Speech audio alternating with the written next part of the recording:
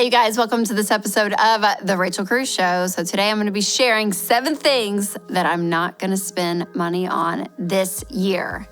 Yep, I looked at my life and I just thought, these are things that I just don't need. They're not valuable in my life. They're unnecessary. So I'm cutting them out. Now, I know they're not going to be the same for everyone. Whenever I do these lists, I always get people in the comments like, oh my gosh, how could you not take your kids out for ice cream? That was the biggest one. And I was like, I'm just not going to spend money on going out for ice cream this summer, I think is what it was. And people got so mad at me. I'm like, my children are fine. They are loved, even though I'm not taking them out for ice cream. So you may get mad at my list. You know what? That's okay. We all have different opinions, and I think it's fine. So here we go. You ready? My list for 2023. First up, subscription boxes. Yes, it feels like there are boxes for everything. Still, I feel like it's been like this trend for a while. So whether it's food or beauty or whatever it is, there's just all these boxes and I'm not doing it. Not gonna spend money on subscription boxes because for me, it comes in, I either maybe not eat the stuff or cook the stuff if it's a food one or beauty stuff. I'm like, yeah, you may get some great ideas, but also it's just a bunch of crap that ends up in my bathroom counter. And I'm like, I don't want it. I don't need it. I don't need it. So I'm saying no to subscription boxes. But some of them are very popular. Dollar Shave Club is less than $9 a month. Stitch Fix is a styling service with a $20 fee per box, plus the price of the item if you want to keep it. So there's like some clothes in there that could be fun. Blue Apron, meals are close to $10 a person, meaning one meal for a family of 4 is around $40. So yeah, you spend money on them. And if you use it and you love it, that's great, but man, not for me. And studies show that 1/3 of consumers underestimate how much they're gonna spend on subscriptions in general, not just boxes, but everything, by $100 to $199 every month. As well as 42% have forgotten that they're still paying for subscriptions that they no longer use. Yep, happens a lot. So that is why I'm saying no to specifically subscription boxes in 2023. All right, next up, I will not be spending money on an extravagant kid's birthday party. For my 3 kids, I'll have an 8-year-old birthday party, a 6-year-old birthday party, and a 4-year-old birthday party in 2023. And naturally, birthday parties and like creativity and all that is just not my thing anyways. But also, I'm just not gonna do it. I'm not gonna spend a ton of money on their birthdays. And if that's your thing, that's great. It's not my thing. In fact, we got home from a vacation. The next day was Charles's 3rd birthday. Did nothing for it. I literally went to Party City, bought a Spider-Man balloon.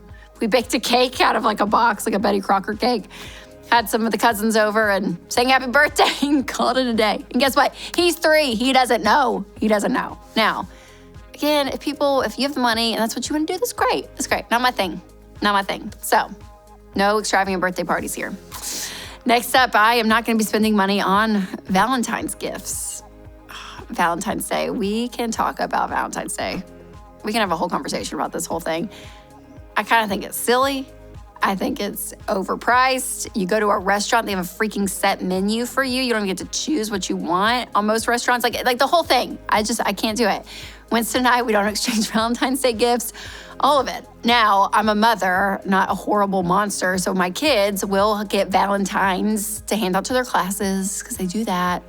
So I'll do a little bit. But this whole thing about Valentine's Day, I'm just not spending money on it. The National Retail Federation, are you ready for this? Survey suggests that people spend close to $175 per person on Valentine's Day.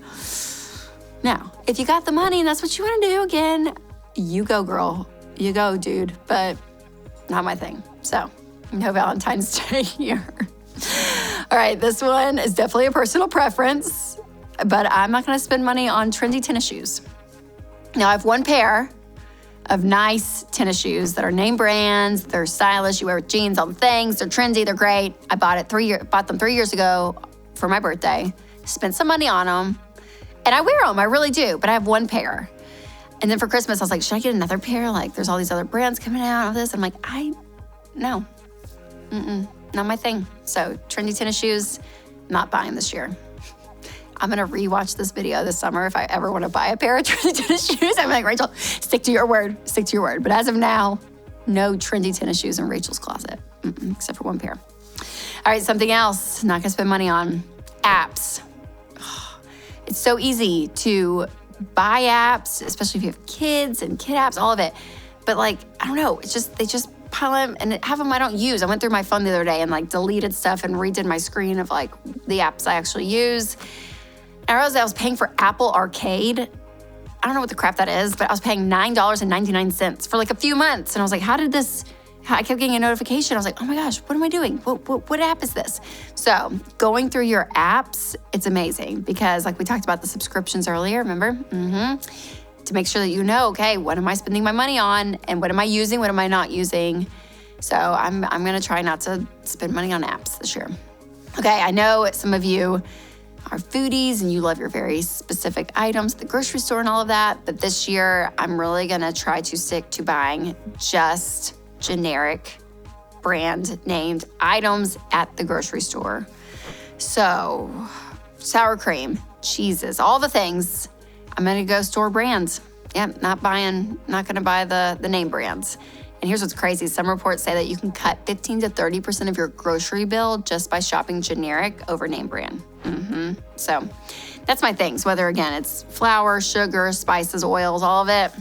It's gonna be grocery store brands in 2023.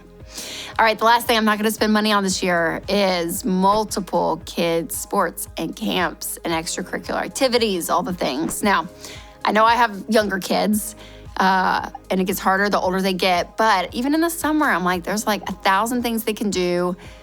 Sign up, you spend so much money. Again, whether it's camps or if they're doing tons of sports, like the gear and the equipment, all the recurring costs, tournament fees, even like gas in your car to drive them to practice and the meals that are out, all of it, right? It can just get out of control. And I know this is a big part of people's lives, but we've told our kids as of this stage of life, like you get one thing, pick one thing, and that's gonna be it because I don't know, it does, I'll be honest, it stresses me out as a parent to think that there's gonna be 3 of them doing this. I just have 2 right now, actually doing stuff. Charles isn't doing anything, our youngest son. So like eventually he will.